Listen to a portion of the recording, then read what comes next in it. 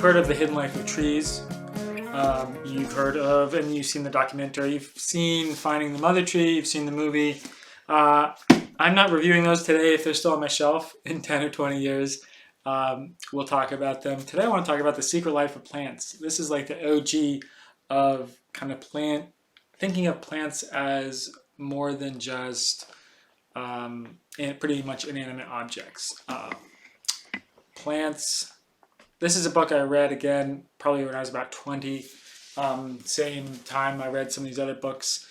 And, you know, I don't know what to think of this book today. Even as soon as I read it, I sent a letter, because we still did that then, to my friend who was studying biology in college. And I said, like, tell me, I just read this book. It seems like it talks about plant communication in ways that are both scientific and feel very psychic and emotional. And like, is this real? And she was like, I have no idea. I'm just like a biology student in college. Like, talk to me in 10 years. So I still don't know. I'd love to know, frankly, I'd love to know what's been written about this book since then, if it's stood the test of time. You know, one of the authors also wrote a book called Secrets of the Great Pyramid. So, and clearly there's so much magic in the pyramids and there's so much magic in plants. So the science is there.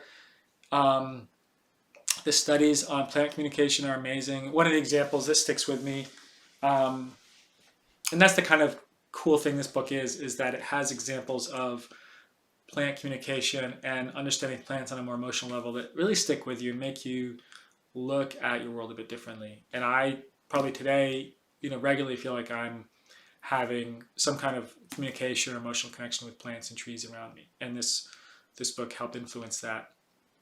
One of the things I remember is a study where someone was trying to get sort of verify if plants would show a reading, I think on a polygraph. So they're sort of reading the emotional level of a plant just like you would on a human being with a polygraph, aka a lie detector. In this particular experiment, like the plants just like weren't registering any response to this one person doing the experiments.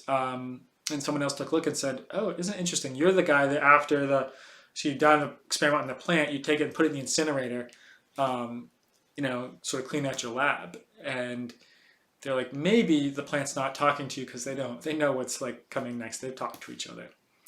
So this book talks about Luther Burbank, the legendary plant breeder from California. We visited his gardens last year. And he was someone that had an unusual knack for breeding plants in unusual ways. Things like the spineless blackberry, spineless cactus. And he says he really communicated with the cactuses to say, you know, you don't need your spines. It's okay. You can trust me. The autobiography of a yogi was dedicated to Luther Burbank. So he traveled and like really got some legit audiences. So that's the kind of story that's in this book. I frankly don't know whether to recommend it today versus one of the more recent, sort of more current science stuff. It's got a lot of attention, but I think reading all three of those, as well as several others that are exploring these themes around mycology, would be very fascinating, and I hope you will do that. This is my story. Thanks for tuning in.